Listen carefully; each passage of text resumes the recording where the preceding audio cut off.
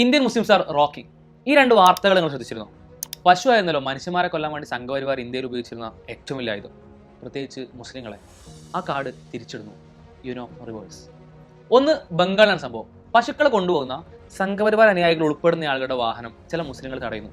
എന്നിട്ട് അവരോട് ചോദിക്കുന്നു, ഇത് നിങ്ങളുടെ അമ്മയല്ലേ, അമ്മയെ എങ്ങനെ കൊണ്ടുപോകാൻ പാടുണ്ടോ, കൊല്ലാൻ പാടുണ്ടോ എന്നൊക്കെ. ആ ചോദ്യത്തിൽ അവർ ഉത്തരം മുട്ടുന്നു. ഇതുവരെ മുസ്ലിങ്ങളോട് ഇങ്ങോട്ട് ചോദിച്ചാൽ മുസ്ലിങ്ങളെ ആക്രമിക്കാൻ വേണ്ടി ഉപയോഗിച്ച ചോദ്യത്തിൽ അവർ തിരിച്ചു തർക്കിക്കുന്നു.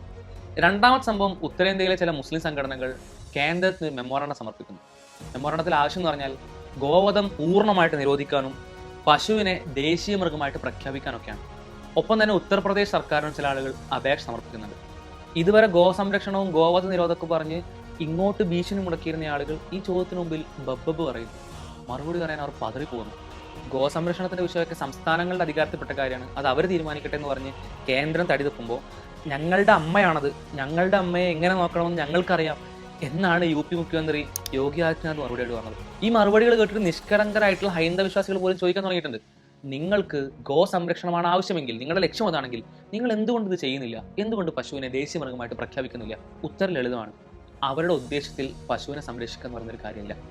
FICCIയുടെ കണക്ക് പ്രകാരം ലോകത്തെ ഏറ്റവും കൂടുതൽ ബീഫ് കയറ്റുമതി ചെയ്യുന്ന രാജ്യം ഇന്ത്യയാണ്. അതിൽ തന്നെ 67% കയറ്റുമതി ചെയ്യുന്നത് ഉത്തർപ്രദേശാണ്. മറ്റൊരു വശത്ത് ഉത്തരേന്ത്യയിൽ അങ്ങാടികളിലും റോഡുകളിലൊക്കെ അലഞ്ഞു തിരിഞ്ഞ് നടക്കുന്ന ഒരുപാട് പശുക്കളെ കാണാൻ പറ്റും. വാഹനമിടിച്ച് ചത്ത് കിടക്കുന്നവ, ഗാർബേജുകളിൽ അടിഞ്ഞു കിടക്കുന്ന ജഡങ്ങൾ, ഇതെല്ലാം കർഷകർ അഴിച്ചുവിട്ട പശുക്കളാണ്. അവർ പിന്നെ എന്താണ് ചെയ്യുക? കറവ പറ്റി തിരിച്ചൊന്നും നൽകാത്ത പശുക്കൾക്ക് സാമ്പത്തിക നഷ്ടം സഹിച്ച് അങ്ങോട്ട് പോറ്റാൻ കർഷകർക്ക് വകുപ്പില്ല. അവയെ പിന്നെ അഴിച്ചുവിടല്ലാതെ അറവുശാലകൾക്ക് കൊടുക്കാൻ പറ്റില്ലല്ലോ, കാരണം അത് നിങ്ങൾ ഓൾറെഡി നിരോധിച്ച് വെച്ചതാണല്ലോ. പശുവിനെ എങ്ങാൻ ദേശീയ മൃഗമായിട്ട് പ്രഖ്യാപിച്ചാൽ നമ്മളിന്ന് കടുവന ചെയ്യുന്നതുപോലെ കൃത്യമായ പശുക്കളുടെ കണക്ക് വെക്കലും അവയെ ഓരോന്നിനെയും വ്യക്തമായി സംരക്ഷിക്കലും കേന്ദ്ര സർക്കാരിന്റെ ഉത്തരവാദിത്തമായിട്ട് വരും. അതവർക്ക് വലിയൊരു ബാധ്യതയാവും, വലിയ നഷ്ടമാവും. സംഘപരിവാർ എന്നുള്ളത് ഒരിക്കലും പശുസ്നേഹമല്ല. അങ്ങനെയാണെങ്കിൽ അവർക്ക് അതിനെ ദേശീയ മൃഗമായിട്ട് പ്രഖ്യാപിക്കാം, പ്രത്യേകം റിസ്ക് എടുത്ത് അവയെ സംരക്ഷിക്കാം. അവർക്ക് ആവശ്യമുള്ളത് ഇന്ത്യയിലെ ജനങ്ങളെ വിഭജിക്കാനുള്ള ഒരു ആയുധം മാത്രമാണ്. പശു അതിൻ്റെ ഒരു ഇര മാത്രം.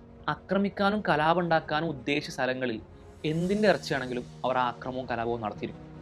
ആട്ടിറച്ചി കയ്യിൽ വെച്ച മുഹമ്മദ് അഖ്ലാഖിന്റെ കൊലപാതകം നമ്മൾ മറന്നിട്ടില്ല. അങ്ങനെ അവർക്ക് ആ വെറുപ്പിനെ വോട്ടാക്കി മാറ്റണം. അതിൻ്റെ ഭാഗമായി അഖ്ലാഖിന് ശേഷം 100 കണക്കിന് ആളുകൾ ഇന്ത്യയിൽ കൊല്ലപ്പെട്ടു. നമുക്ക് അതൊരു വാർത്ത പോലും അല്ലാത്ത സാധാരണ സംഭവമായിട്ട് മാറി. അങ്ങനെയാണ് ഇനിയും ഇത് സഹിക്കാൻ വയ്യ, അങ്ങനെയാണെങ്കിൽ നിങ്ങൾ പശുവിനെ ദേശീയ മൃഗമായിട്ട് പ്രഖ്യാപിക്കൂ എന്ന് പറഞ്ഞ് ചിലർ മുന്നോട്ട് വരുന്നത്. ആത്മാർത്ഥതയുള്ള സംഘപ്രവർത്തകർ ഇത് നേതൃത്വത്തോട് ആവശ്യപ്പെട്ടു. ഉണരൂ മിത്രങ്ങളെ.